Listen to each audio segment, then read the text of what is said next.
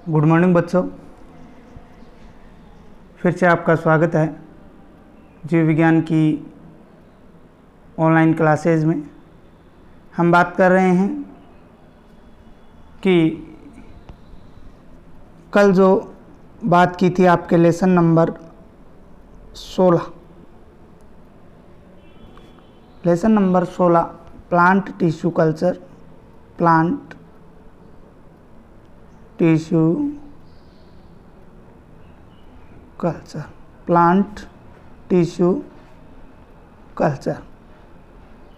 ठीक है, plant tissue culture के अंदर हमने संवर्धन के जो चरण थे, शून्य चरण, प्रथम चरण, द्वितीय चरण, तृतीय चरण और चतुर्थ चरण, उनकी हमने बात कर ली थी। आज जो हमारा टॉपिक रहेगा वो रहेगा टाइप्स ऑफ कल्चर, संवर्धन के प्रकार, संवर्धन के प्रकार,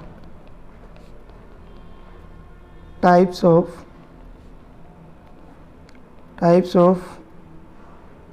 कल्चर, संवर्धन के प्रकार। संवर्धन के प्रकार की बात आज हम इस वीडियो के अंदर करने वाले हैं। संवर्धन के प्रकार की बात करें तो संवर्धन जो है वो प्रायोगिक उद्देश्यों के आधार पर अगर इसकी बात करें तो मुख्य आपके 6 प्रकार का ये दे रखा है, उसकी हम बात जो है वो करने वाले हैं। कितने प्रकार का दे रखा है? 6 प्रकार का दे रखा है, जिसमें केलस संवर्धन, अंग संवर्धन, भ्रूण संवर्धन, प्राक कोश तब प्राक्कण संवर्धन, कोशिका निलंबन संवर्धन और जीवोद्दर्वक संवर्धन। किसके आधार पर बात करेंगे हम? प्रायोगिक उद्देश्यों के आधार पर, प्रायोगिक उद्देश्यों के आधार पर, प्रायोगिक उद्देश्यों के आधार पर। ठीक है ना, आपके निम्न 6 प्रकार दे रखे हैं, उनके हम लोग जो है वो बात करने वाले हैं। 1 नंबर जो रहेगा जिसकी हम बात करेंगे वो आपकी है केलस संवर्धन। 1 नंबर क्या है? केलस संवर्धन, केलस संवर्धन।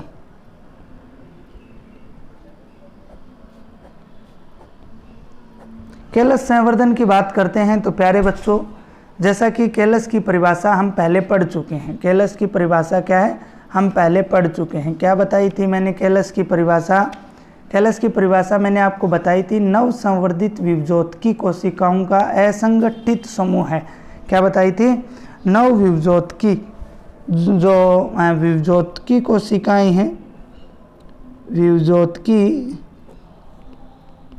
कोशिकाओं का असंगठित समूह है, का असंगठित समूह है। क्या कहलाता है? केलस या फिर किण्व कहलाता है। केलस या किण्व की बात की थी।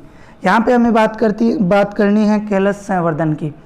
तो पौधे के किसी भी भाग का कर्तोत्तक के रूप में आपको पता है ये उपयोग किया जाता है। जो संवर्धन में पादप कोशिकाएं जो होती हैं वो अनियंत्रित विभाजनों द्वारा अविभेदित होकर कोशिकाओं के क्या बना लेती हैं? असंगठित समूह बना लेती हैं, और उसे ही क्या कहा जाता है? केलस कहा जाता है।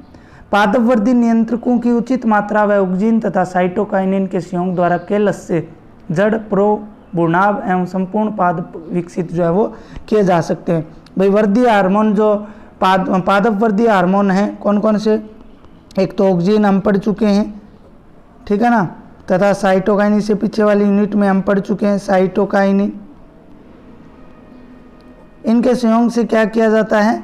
जो केलस होता है, केलस से हम क्या कर सकते हैं?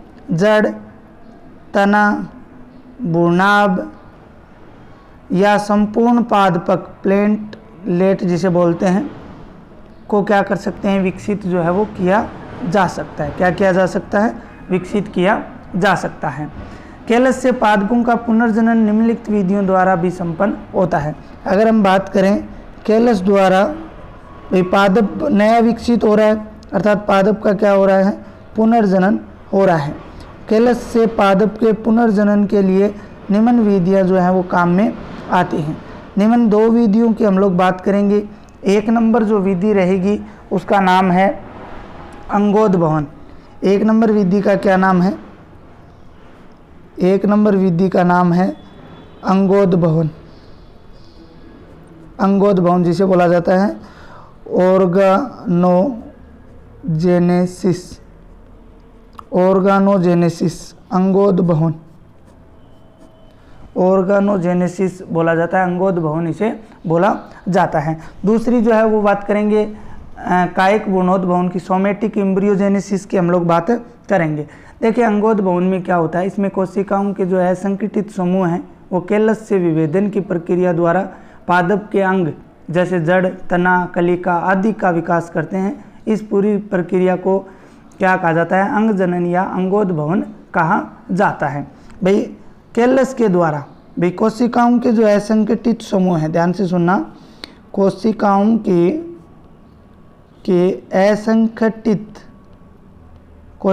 के असंगठित समूह हैं, ठीक है, जिन्हें क्या कहा जाता है, केलस कहा जाता है।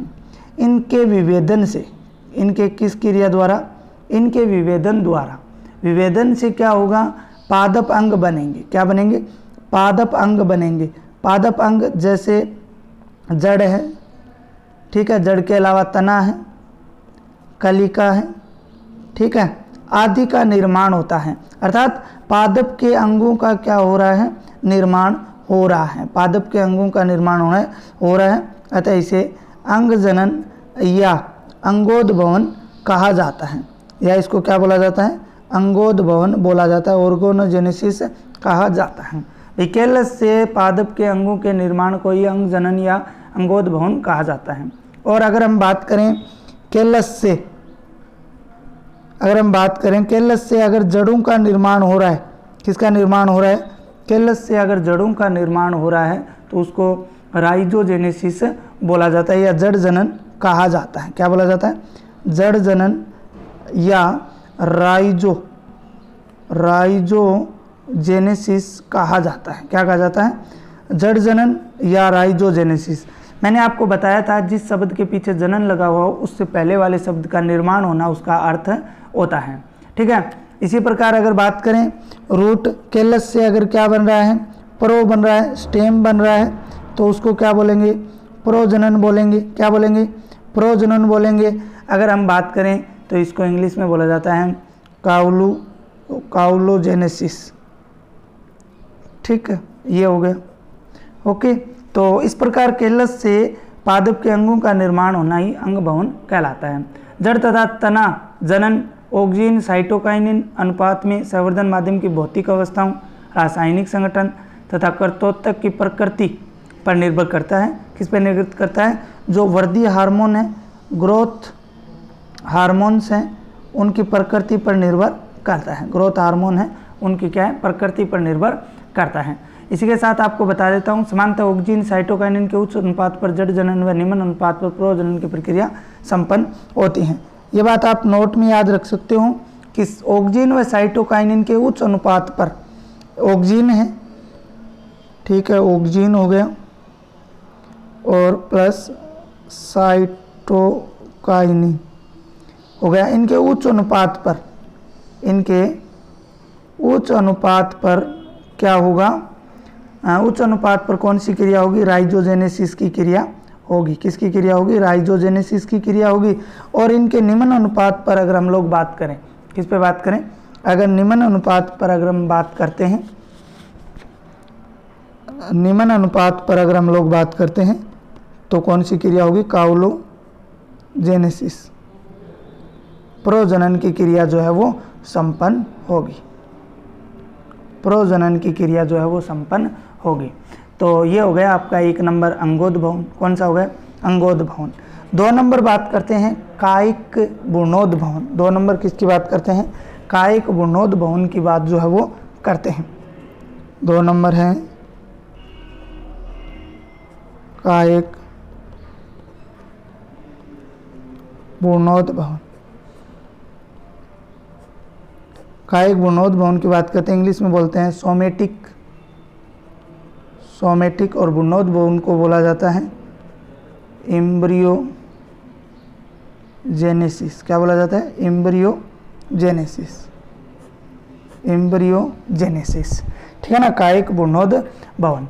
देखिए इसकी अगर हम बात करते हैं तो जब भ्रूण का निर्माण कायिक ऊतकों की कोशिकाओं से होता है तब भ्रूण जनन की प्रक्रिया क्या कहलाती है, कायिक भ्रूणोद्भवन कहलाती है।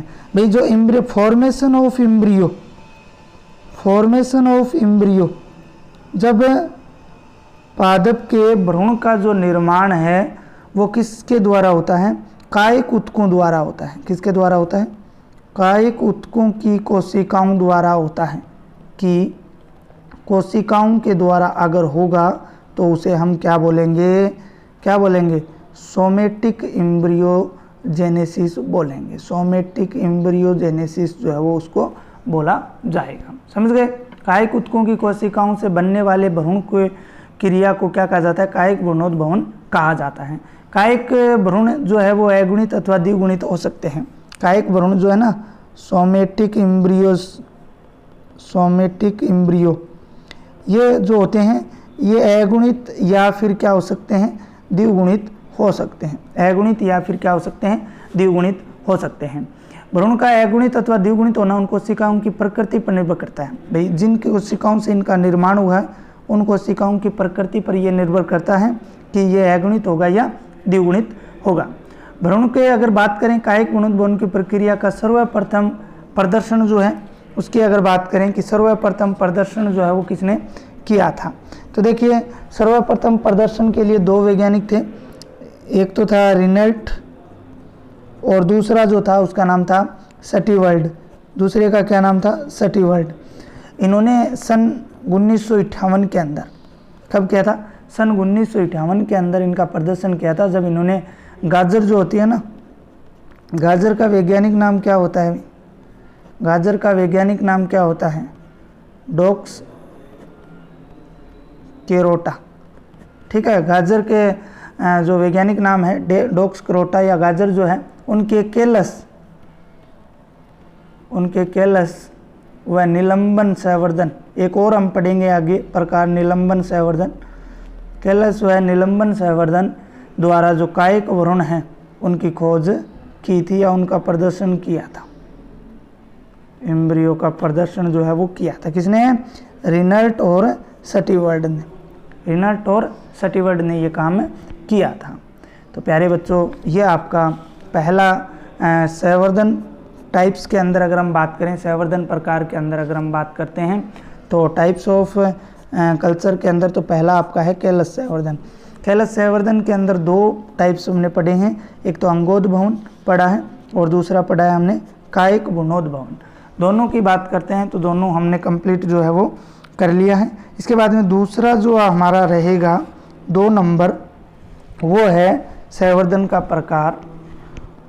2 नंबर संवर्धन का प्रकार है अंग संवर्धन। अंग संवर्धन इंग्लिश में बोला जाता है ऑर्गन कल्चर। इंग्लिश में क्या बोला जाता है? ऑर्गन कल्चर इसको बोला जाता है। देखिए, अंग संवर्धन की बात करते हैं तो किसी पादप के विभिन्न अंग जैसे मूल है, अंडाशय है आदि को संवर्धन माध्यम पर संवर्धित करके संपूर्ण पादप को विकसित करना ही क्या कहलाता है? अंग संवर्धन। मान लीजिए अंग संवर्धन का मतलब कोई पादप की मूल है, क्या है? मूल है। मूल के अलावा अगर उसका अंडाशय है, ठीक है, इन आदि को क्या करके संवर्धित माध्यम पर, किस पर? संवर्धित माध्यम पर क्या किया जाता है? संवर्धन किया जाता है। संवर्धित माध्यम पर क्या करते हैं? संवर्धन करते हैं और इससे संपूर्ण पादप का निर्माण होता है। क्या होता है? संपूर्ण पादप का निर्माण होता है। इस प्रक्रिया को ही क्या कहा जाता है? ऑर्गन कल्चर बोला जाता है। इस प्रक्रिया को ही क्या कहा जाता है? ऑर्गन कल्चर जो है वो बोला जाता है। तो प्यारे बच्चों, ये आपका हो गया अंग संवर्धन। इसके बाद में जो 3 और रहे हैं, भ्रूण संवर्धन, प्राककोश परागकण संवर्धन, कोशिका निलंबन संवर्धन और जीवद्रवक संवर्धन, अर्थात protoplast culture, cell suspension cultures, anthers and pollen grains culture और एम्ब्रियो कल्चर, उनकी बात हम कल वाले वीडियो के अंदर करेंगे। तो आज के लिए प्यारे बच्चों इतना ही, जो आपके बिल्कुल सिंपल